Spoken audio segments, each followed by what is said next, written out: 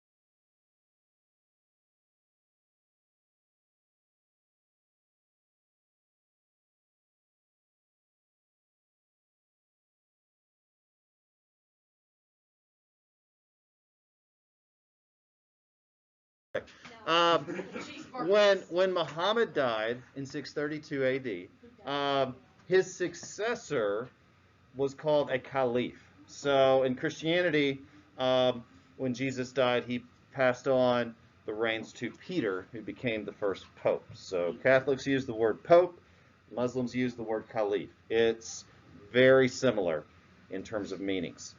So caliph simply means successor to Muhammad.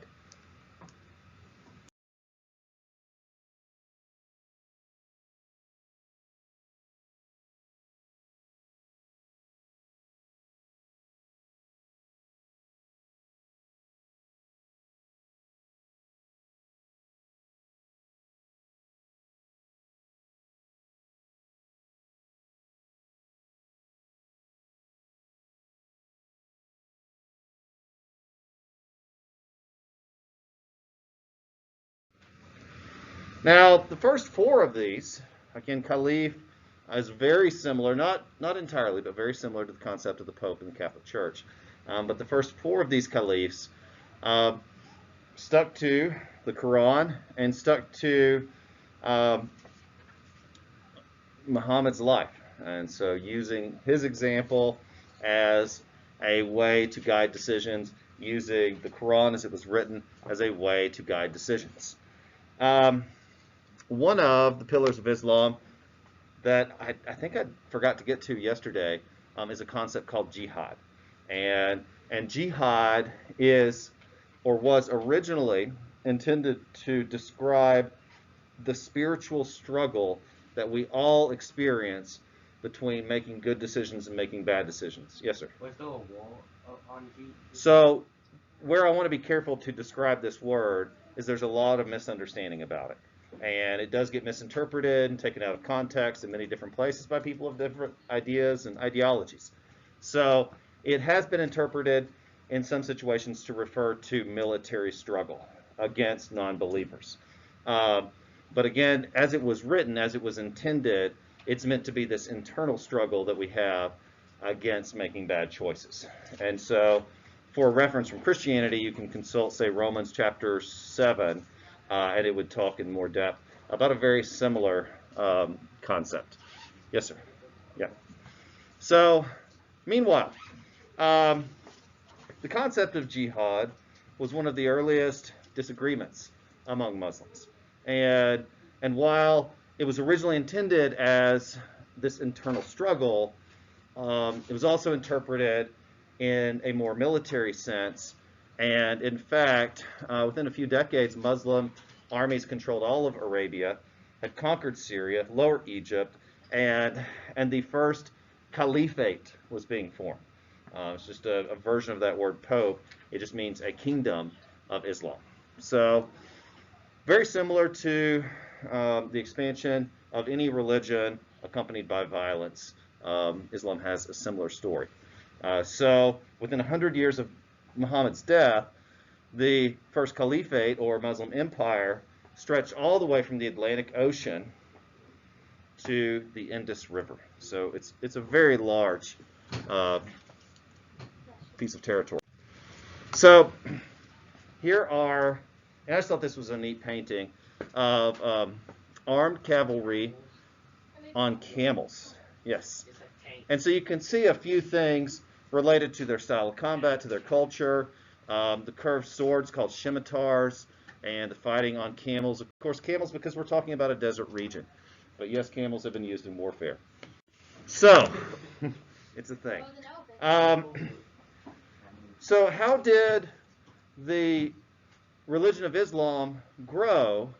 In fact, in many ways, it also grew through trade. The religion of Islam today is a global religion with more than 1 billion followers. But it was also a caliphate, a political kingdom.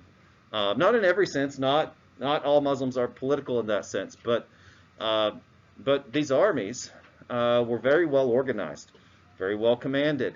And meanwhile, the other major powers, the Western Roman Empire was gone. So we'll talk about feudalism in Western Europe soon. There was no real central government in Europe after the fall of the Roman Empire. Meanwhile, the Eastern Empire, the Byzantines, did endure for another 1,000 years. But they have a number of problems themselves, and so they weren't quite equipped to stop any type of expansion from this group in a military way. So, meanwhile, remember we were learning yesterday that Islam does teach tolerance and compassion, and particularly tolerance of people who don't share their faith. And while again, like any religious belief, I can't say it's always worked that way. It hasn't worked that way always in any religion. But for the most part, Muslims are encouraged to be tolerant, to be accepting.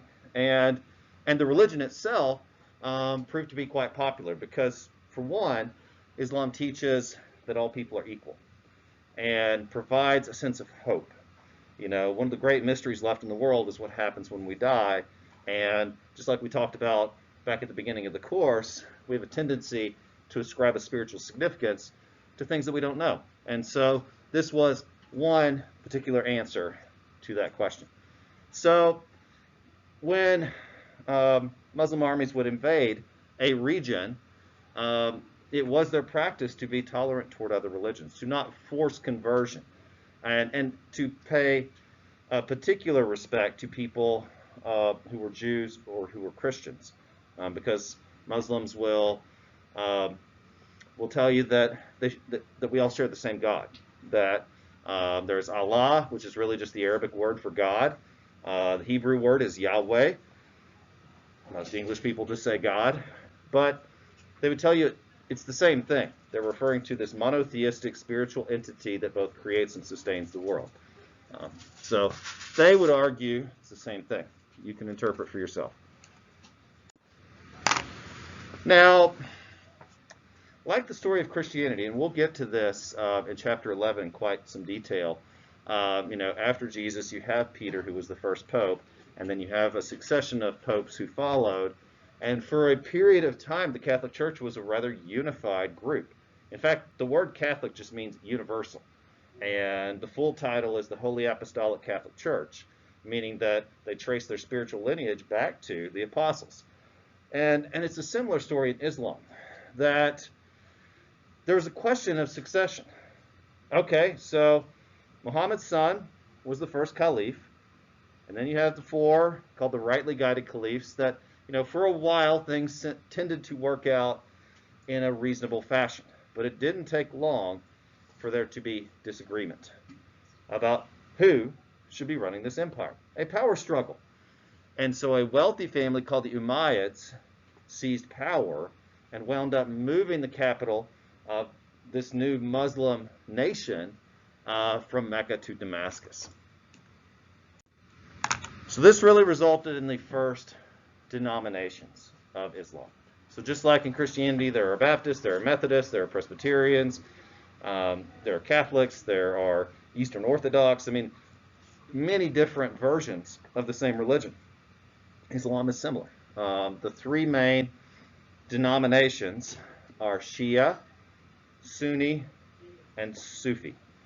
And then there's a fourth that's important to know later, Shiite. So Shia, Sunni, I have to be careful how I say that. Shia, Sunni, Sufi, and Shiite. So again, we're talking about a sensitive subject here, so I want to be careful. Shia, Sunni, Sufi, and Shiite. So anyway, just a little about each. Shia consider themselves the party of Ali, that was Muhammad's son, and they believe that the caliph, or the leader of their church and their kingdom, should be a descendant in a family lineage. They believe that this should be a dynastic transition. The Sunni, meanwhile, were those who supported the Umayyads, the wealthy family who rose up, who moved the capital to Damascus. The Sufi, meanwhile, if you remember, and I think we were virtual, so it's all right if you don't remember a thing about this, but at one point I taught you guys about Hinduism and Buddhism, and we talked about a group called the Jains, Jains, Jainist, and they were an ascetic people. They believed in extreme poverty, and and very similar to some extreme forms of Buddhism that you might see. They believed in owning no property whatsoever. So that was the Sufis. In terms of denominations, they would be the more mystic of the four. Yes, sir? Isn't Janus like the god of decisions? It's a good question. Yeah, exactly. Yeah, so you know more than I do at this point. It's the god. It's the Hindu god of decisions. Is that right? The Greek. The Greek god. Greek. Same thing. Roman. Interesting. Okay. Yeah. I mean, there's a lot of blending between Hindu and Greek culture, really because of Alexander the Great. So I wouldn't be surprised if there was some overlap there. Okay, and then finally, the last group is not quite a denomination, but more of a rival faction within the kingdom, known as the Abbasids. Okay, so moving on here, the Umayyad family, and sadly, religions can become political. And, you know, the story of any of these major faiths become a little dark when they become intertwined with politics. You know, there's a good reason why there's a separation of church and state, you know, as outlined in the First Amendment to the Constitution. It's because when power becomes associated with religious practice, it gets complicated. So, unfortunately, what started with the Umayyads, this kind of rival faction group that splintered off, resulted in the murder of the entire family. So the Umayyads splintered and formed a new kingdom, and then they all died, except for one prince. His name was Abd al-Rahman, and he fled to Spain. Again, I probably butchered the pronunciation, but he fled to Spain, and he founded a new caliphate called Al-Andalus. And this is now the modern state of Morocco. So in Western Europe, there is a significant Arab presence in the southern part of Spain called Morocco, which originated by this one surviving prince of the Umayyad family. So their capital is Andalus. So the Abbasids, again, another rival splinter group, moved their capital from Damascus, not back to Mecca, but to Baghdad. And so the Abbasids become the new ruling caliphate, or the new ruling power of this growing Muslim empire. And they were effective managers, kind of like Darius. They skillfully administered this large empire. But, you know, it's not as simple as, okay, they fixed everything, everybody gets along now. Further divisions. In fact, the concept of a Muslim nation has always been something that Muslims idealized. You know, that there's the belief in Islam that all are equal, that all are brothers and sisters.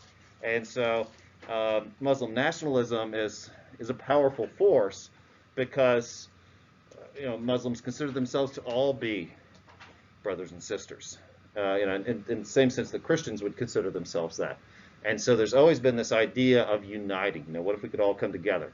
And the unfortunate reality is that's just not how people work.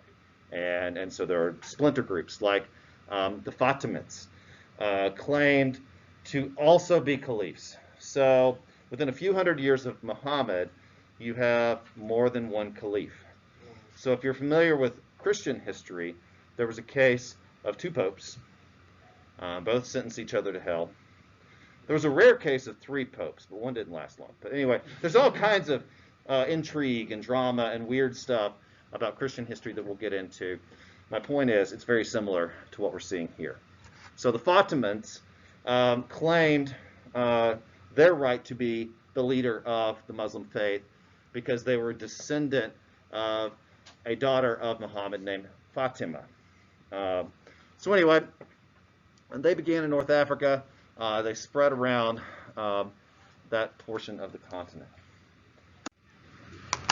So one aspect that makes them a major religion, I mean, the obvious is that there are 1 billion Muslims in the world, but also that while their religion did spread somewhat through conquest, more so by trade. And so traders were bringing caravans across the Sahara Desert. In fact, some of the very first people from Asia and the Middle East to interact with people from south of the Sahara were Muslims. And so they brought business and they brought their religion. And so the center of Muslim culture in Al-Andalus is the city of Cordoba. So I wanted to show you, just in closing, a few really neat works of Muslim architecture, because in Islam, the recreating of images of people is forbidden. And so a lot of Muslim artistic expression tends to be architecture.